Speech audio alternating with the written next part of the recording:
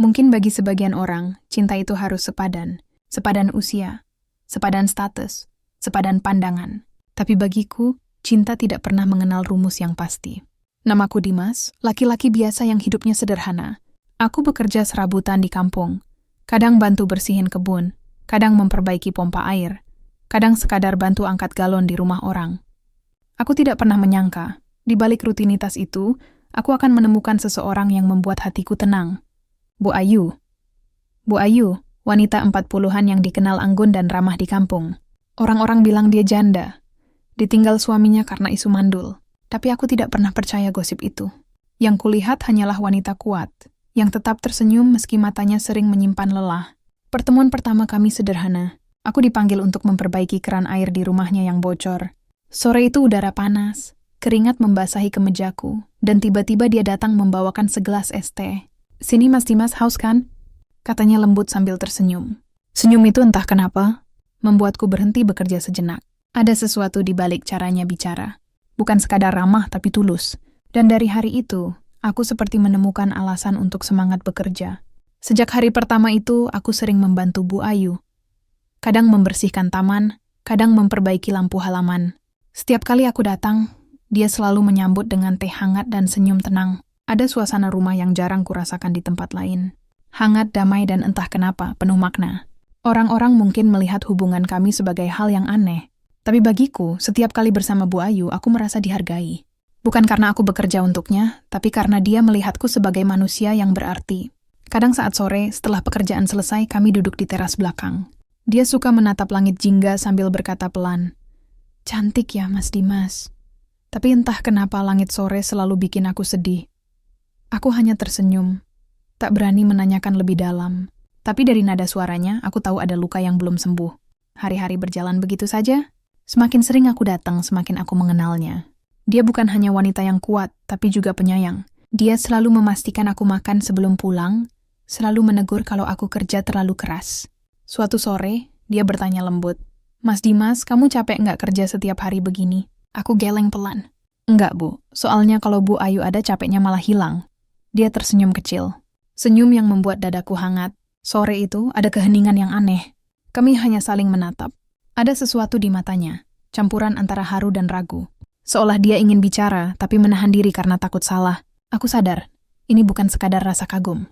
Ada sesuatu yang tumbuh perlahan di hati, rasa nyaman yang berubah jadi rindu setiap kali tak bertemu. Tapi aku juga tahu batas. Aku cuma pekerja, dan dia wanita terhormat yang banyak dihormati di kampung ini. Pernah suatu kali aku dengar dua ibu-ibu di warung berbisik, "Itu loh, Dimas kayaknya sering banget ke rumah Bu Ayu." Wah, jangan-jangan mereka... Aku menunduk, pura-pura tak dengar. Tapi dalam hati, perih juga rasanya. Sore itu aku kembali ke rumah Bu Ayu. Dia duduk di teras, wajahnya terlihat letih tapi tetap tersenyum saat melihatku. "Mas Dimas, orang kampung suka ngomong yang aneh-aneh ya?" katanya tiba-tiba. Aku terdiam. "Biarin aja, Bu, mereka cuma lihat dari luar. Mereka nggak tahu apa yang sebenarnya kita rasain." Dia menatapku dalam. Ada air di ujung matanya tapi ia tahan. "Kadang ibu cuma capek, Mas. Capek dibilang macem-macem padahal cuma pengen hidup tenang." Aku menelan ludah, menahan rasa yang sulit dijelaskan. "Kalau ibu capek dengar dunia, biar saya aja yang jadi tempat ibu tenang." Dia tidak menjawab, tapi senyumnya berubah hangat, penuh makna. Senyum yang membuat aku tahu, mungkin perasaan ini tidak salah. Sejak hari itu kami semakin dekat. Bukan karena sering bertemu, tapi karena hati kami mulai saling memahami. Ada rasa percaya yang tumbuh di antara dua kesepian. Aku tak tahu ini akan berakhir bagaimana, tapi aku tahu satu hal. Hati ini sudah menemukan tempatnya. Dan tempat itu bernama Bu Ayu. Sejak hari itu, suasana di rumah Bu Ayu terasa berbeda. Tak banyak yang berubah secara nyata. Tapi entah mengapa, setiap kali kami bertemu, ada jeda canggung di antara tatapan. Kadang kami saling diam terlalu lama. Seolah takut kata-kata bisa membuat sesuatu yang rapuh menjadi nyata. Hari-hari kami masih berjalan seperti biasa. Aku tetap datang setiap pagi untuk membersihkan taman dan merapikan halaman. Bu Ayu tetap menyiapkan teh hangat, seperti kebiasaannya. Tapi di balik senyum itu, aku tahu ada sesuatu yang berusaha ia sembunyikan. Sore itu, aku melihat Bu Ayu duduk di ruang tamu sambil menatap foto lamanya bersama almarhum suaminya. Tangannya bergetar lembut dan matanya basah.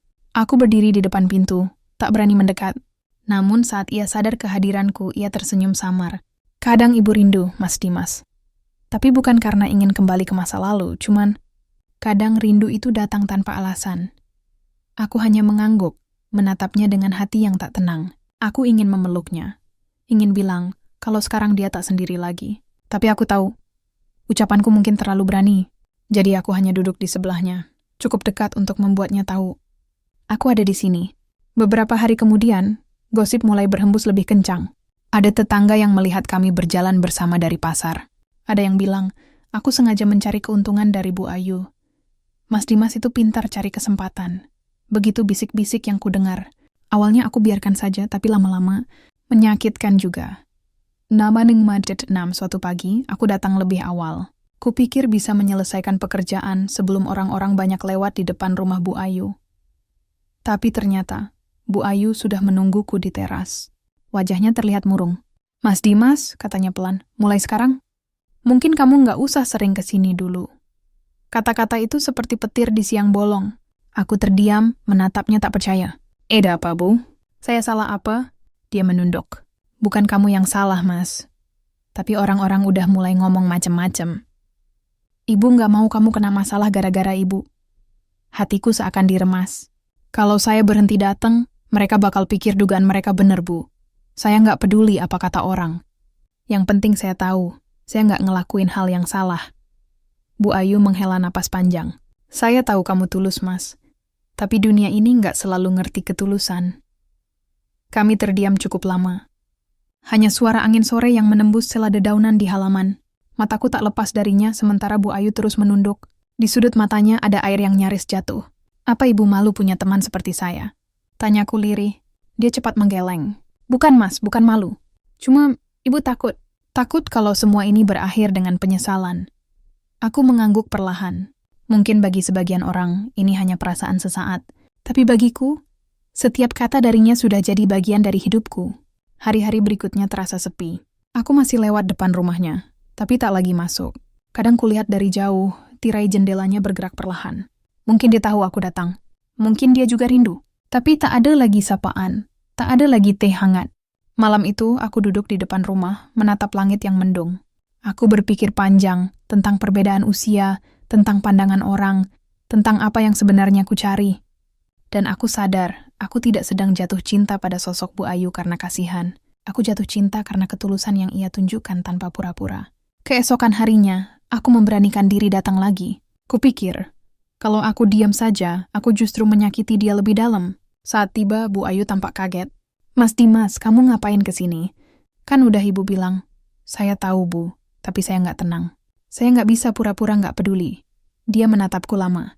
Ada banyak hal di matanya. Cemas, sedih, tapi juga sedikit bahagia. Aku melangkah pelan, berdiri di depannya. Kalau ibu pengen saya pergi, saya pergi.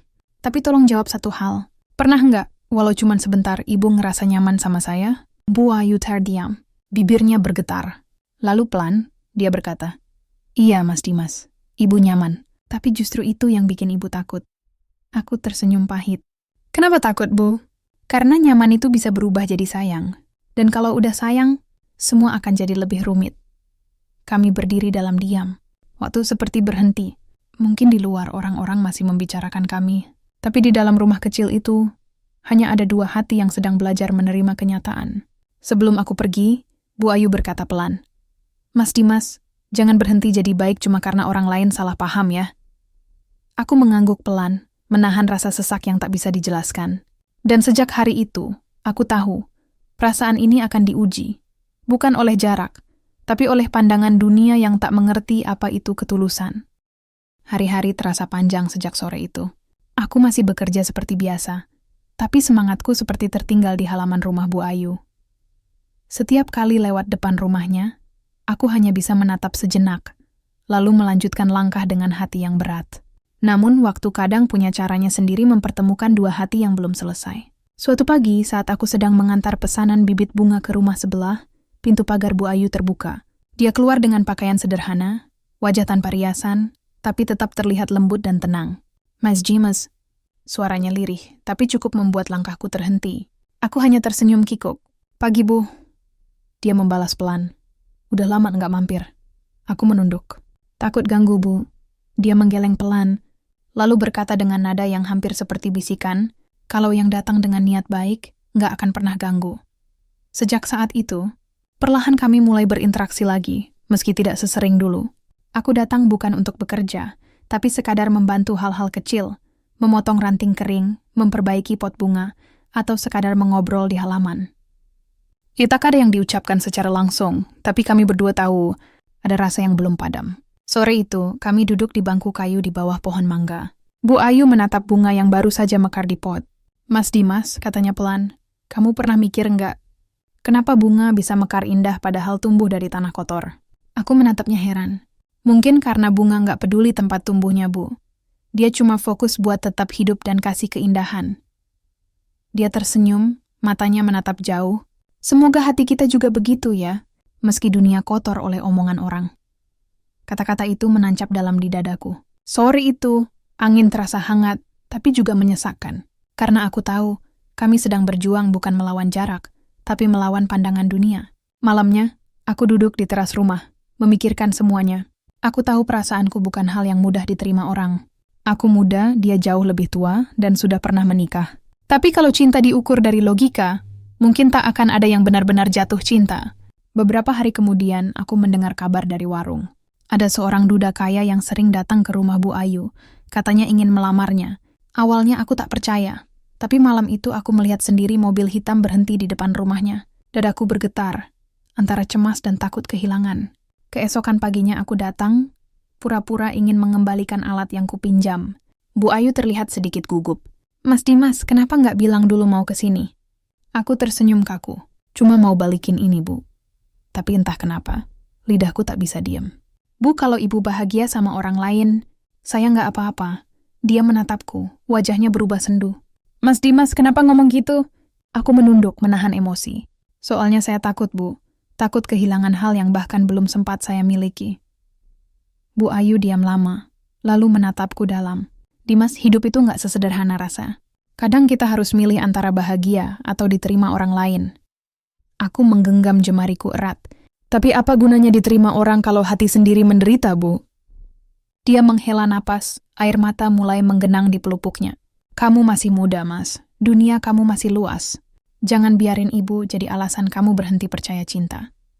Aku ingin membantah, tapi tak bisa. Semua kata tertahan di tenggorokan. Aku hanya berdiri, menatapnya, mencoba membaca perasaannya lewat mata yang kini basah oleh air mata.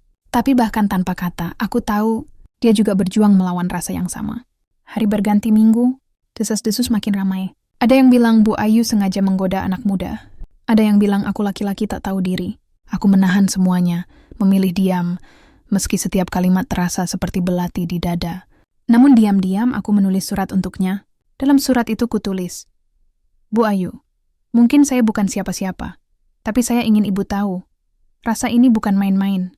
Dunia boleh menolak, tapi hati saya nggak bisa pura-pura nggak kenal ibu. Keesokan harinya, aku titipkan surat itu di bawah pot bunga di halaman rumahnya. Dan malamnya, saat lewat, kulihat cahaya dari ruang tamu masih menyala. Bu Ayu duduk di kursi, memegang surat itu. Wajahnya penuh air mata. Tapi kali ini dia tersenyum di antara tangisnya. Di detik itu aku tahu. Meskipun dunia belum bisa menerima kami, setidaknya hati kami saling memahami. Dan kadang, itu sudah cukup untuk bertahan sedikit lebih lama di tengah pandangan yang menghakimi. Hari-hari berikutnya menjadi semakin berat. Gosip yang dulu hanya berbisik pelan kini berubah jadi suara keras yang menusuk telinga. Orang-orang mulai berani menunjuk dan tertawa setiap kali aku lewat. Sebagian bahkan terang-terangan menegur Bu Ayu di depan rumahnya. Bu, jangan bikin malu kampung ya, ucap seorang tetangga dengan nada tinggi. Bu Ayu hanya diam, mencoba menahan air mata di depan pagar. Aku yang melihat dari kejauhan hanya bisa mengepalkan tangan. Tapi Bu Ayu selalu bilang, jangan dibalas, Mas. Kalau kita balas, mereka menang. Kata-katanya lembut, tapi aku tahu di baliknya ada luka yang dalam. Aku sering mendapati dia duduk sendirian di teras pada malam hari, menatap lampu jalan yang temaram. Kadang aku datang diam-diam hanya untuk memastikan dia baik-baik saja. Tapi tiap kali aku mendekat, dia tersenyum dan pura-pura kuat. Suatu malam, aku memberanikan diri menghampiri. Ibu nggak usah pura-pura lagi, kataku pelan. Dia menatapku, matanya sembab. Mas Dimas, Kalau ibu kelihatan kuat, itu bukan karena ibu nggak sedih. Cuma, kalau ibu ikut hancur, siapa yang bakal jaga perasaan kamu? Aku menunduk, tak sanggup menatap wajahnya. Kata-kata itu seperti pelukan yang menenangkan sekaligus menyakitkan. Keesokan harinya, aku datang membawa bunga melati dari kebun. Kutaruh di meja depan rumahnya. Melati itu lambang ketulusan, Bu. Biar orang ngomong apapun, yang penting kita tahu niat kita bersih. Dia menatap bunga itu lama, lalu tersenyum tipis. Tulus itu mahal, Mas, dan dunia jarang menghargai yang tulus. Beberapa hari kemudian, datang undangan dari ketua RT. Katanya, akan diadakan rapat warga. Aku sudah bisa menebak arah pembicaraannya. Dan benar saja, malam itu semua mata tertuju padaku dan Bu Ayu. Perilaku kalian ini udah bikin resah warga, kata salah satu bapak dengan nada tegas. Aku mencoba menahan emosi. Kami nggak ngelakuin apa-apa yang salah, Pak. Tapi suara-suara lain mulai menyusul. Kalau nggak salah, kenapa tiap hari bareng? Udah janda, malah deket sama anak muda. Bikin malu aja. Bu Ayu hanya menunduk menatap lantai. Tangannya bergetar, dan aku tahu dia berusaha keras menahan tangis. Aku berdiri dan berkata lantang. Kalau salah saya cuma karena nyayangi orang yang lebih tua dari saya, ya biar saya tanggung semua. Ruangan mendadak hening. Tatapan sinis berubah jadi heran. Tapi tak ada yang benar-benar membela. Setelah rapat itu Bu Ayu jarang keluar rumah. Dia menolak tamu, menutup tirai, dan mulai menjauh dari dunia luar. Aku merasa bersalah, seolah kehadiranku hanya membawa beban. Tapi bagaimana mungkin aku bisa meninggalkan seseorang yang kucintai saat dunia justru menentangnya? Suatu sore aku datang dengan payung besar di tengah hujan deras. Ku ketuk pintu rumahnya, tapi tak ada jawaban. Ku ketik pesan, tapi tak dibalas. Akhirnya aku duduk di teras, menunggu. Hujan turun deras, tapi aku tak peduli. Yang penting dia tahu aku belum pergi. Setelah hampir 1 jam pintu terbuka perlahan, Bu Ayu berdiri di ambang pintu. Wajahnya lelah dan matanya bengkak. Mas Dimas, kamu kenapa masih di sini? Aku menatapnya lembut. Soalnya saya janji nggak bakal ninggalin ibu, apapun yang terjadi. Dia menatapku lama, lalu tiba-tiba langkahnya goyah. Aku cepat menahan tubuhnya. Wajahnya pucat, tubuhnya lemah. Aku panik. Bu Ayu! Ibu kenapa? Dia hanya berbisik pelan. Aku cuma capek, Mas. Capek dengar dunia yang nggak berhenti nyalahin. Lalu matanya terpejam di pelukanku. Malam itu aku membawanya ke klinik kecil di ujung kampung. Dokter bilang, Bu Ayu drop karena stres dan kurang makan. Aku menatap wajahnya yang terbaring di ranjang dengan selang infus di tangan. Air mataku menetes tanpa bisa kutahan. Kalau dunia tega nyakitin ibu, biar saya aja yang jagain dari sisinya, bisikku. Beberapa hari kemudian, kondisinya mulai membaik. Saat aku datang, dia tersenyum lemah. Mas Dimas, kamu nggak usah repot-repot gini. Nanti orang makin salah paham. Aku tersenyum kecil. Biarin, Bu, dunia udah salah paham dari awal. Jadi buat apa saya takut sekarang? Dia terdiam sejenak lalu menggenggam tanganku. Mas Dimas, kalau nanti semua ini jadi beban buat kamu, jangan paksa diri, ya. Aku menggeleng pelan. Beban itu kalau dipikul sendirian, Bu. Tapi kalau dipikul berdua, namanya perjuangan. Air matanya menetes. Di ruangan kecil itu, hanya suara hujan di luar jendela yang menemani kami. Aku sadar cinta ini sedang diuji oleh dunia. Dan meski semua menentang, aku tahu, aku sudah menemukan alasan untuk tetap bertahan. Waktu berjalan begitu cepat. Sudah hampir 2 bulan sejak malam ketika Bu Ayu jatuh sakit. Sejak saat itu hidup kami tak lagi sama. Aku mulai jarang datang. Bukan karena ingin menjauh, tapi karena ingin memberi ruang agar Bu Ayu bisa tenang tanpa beban omongan orang. Tapi dalam setiap langkah, bayangannya tetap ada. Setiap sore saat langit mulai jingga, aku masih menatap ke arah rumahnya dari jauh. Rumah itu kini tampak lebih sepi, tapi tetap hangat, seperti kenangan yang tak pernah hilang. Suatu pagi, saat aku sedang menyiram kebun, Bu Ayu datang pelan-pelan. Dia mengenakan kebaya sederhana, membawa bungkusan kecil. Mas Dimas, sapanya lembut. Ini buat kamu. Aku masak sayur lodeh. Masih inget kan? Dulu kamu bilang suka banget? Aku tersenyum, menahan haru. Masih inget, Bu. Mana mungkin saya lupa. Kami duduk di bangku kayu depan rumahku. Tak banyak kata yang diucap. Hanya suara ayam berkokok dan semilir angin yang menari di antara kami. Sampai akhirnya Bu Ayu berkata pelan, Mas Dimas, aku udah mikir lama. Aku nggak mau kamu terus jadi bahan omongan karena aku. Aku menatapnya dalam. Bu, kalau hidup harus selalu nurut sama omongan orang, kita nggak akan pernah bahagia. Dia menghela napas, lalu menatap langit. Mungkin benar, Mas. Tapi kadang, diam juga bentuk cinta. Karena diam bisa melindungi orang yang kita sayang dari luka yang lebih besar. Aku terdiam, Kata-katanya terasa lembut tapi menghantam. Jadi ibu mau saya pergi? Dia menatapku, matanya berkaca-kaca. Bukan pergi, Mas. Cuma berhenti sejenak, supaya semua tenang. Supaya kita nggak harus terus bersembunyi dari pandangan orang. Aku tersenyum pahit. Kalau cinta ini harus diam, biar saya yang diam, Bu. Tapi jangan suruh hati saya berhenti sayang. Bu Ayu menunduk. Air matanya jatuh di punggung tangannya sendiri. Aku tahu dia juga sedang menahan perasaan yang sama. Hari itu jadi hari terakhir kami berbicara lama. Setelah itu, Bu Ayu memutuskan pindah ke rumah adiknya di kota sebelah. Alasannya sederhana. Ingin memulai hidup baru tanpa bayang-bayang masa lalu. Dan aku hanya bisa melihat mobilnya menjauh perlahan di ujung jalan, membawa separuh dari hatiku pergi bersamanya. Hari-hari terasa hampa setelah itu. Tak ada lagi senyum lembut yang menyambutku, tak ada lagi teh hangat di sore hari. Tapi entah kenapa, meski raga kami jauh, aku merasa dia selalu dekat. Setiap kali angin sore berhembus, seolah ada bisikan lembut yang berkata, "Jaga diri, Mas Dimas." Waktu terus berjalan, aku mulai bekerja di kota, belajar hal-hal baru, menata hidup dengan cara yang berbeda. Tapi setiap kali melewati taman, setiap kali mencium aroma bunga melati, ingatanku selalu kembali padanya. Pada wanita yang mengajarkanku arti cinta tanpa syarat. Beberapa tahun kemudian, aku mendengar kabar dari tetangga bahwa Bu Ayu membuka toko kecil di kotanya. Dia terlihat bahagia meski hidup sederhana. Aku tersenyum saat mendengar kabar itu. Karena bagiku, kebahagiaannya sudah cukup jadi alasan untukku bertahan. Sampai suatu sore, tanpa rencana, aku pergi ke kota tempat dia tinggal. Aku hanya ingin melihatnya dari jauh. Toko kecil itu tampak hangat, dengan papan bertuliskan Toko Melati Ayu. Aku tahu, nama itu bukan kebetulan. Melati, bunga yang dulu kuberikan saat dunia menolak kami. Aku berdiri di seberang jalan. Bu Ayu sedang melayani pembeli. Rambutnya kini sedikit beruban, tapi senyumnya tetap sama. Senyum yang pernah membuatku yakin bahwa cinta sejati tidak butuh banyak penjelasan. Saat dia menatap keluar dan melihatku, mata kami bertemu sejenak. Hanya sejenak, tapi cukup untuk membuat air mataku jatuh tanpa suara.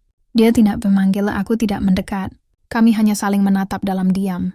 Dan di balik diam itu, ada 1000 kata yang tak perlu diucap.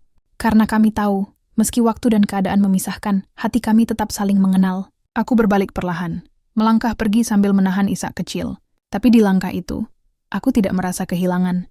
Justru ada ketenangan yang sulit dijelaskan, karena aku tahu cinta kami tidak perlu dimiliki untuk tetap hidup. Di perjalanan pulang, aku menatap langit sore yang mulai oranye, warna yang selalu disukai Bu Ayu. Angin berhembus pelan, membawa aroma melati yang samar. Dan di hatiku, terdengar suara lembut yang selalu kuingat. Kalau kamu tulus, dunia akhirnya akan mengerti. Kini aku percaya, cinta sejati bukan tentang memiliki, tapi tentang menjaga, meski dari jauh. Tentang menumbuhkan bahagia di hati orang yang kita sayang, meski bukan kita yang menemaninya. Cinta itu tetap bertahan, bukan karena waktu, tapi karena ketulusan yang tidak pernah padam. Dan sampai hari ini, setiap kali aku mencium aroma melati, aku tahu Bu Ayu masih ada di sini. Tidak dalam genggaman, tapi dalam setiap doa yang diam-diam kupanjatkan. Cinta sejati tidak selalu berakhir dengan memiliki.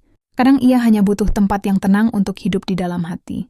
Karena cinta yang paling murni adalah cinta yang tetap bertahan, bahkan ketika dunia memilih untuk menolaknya.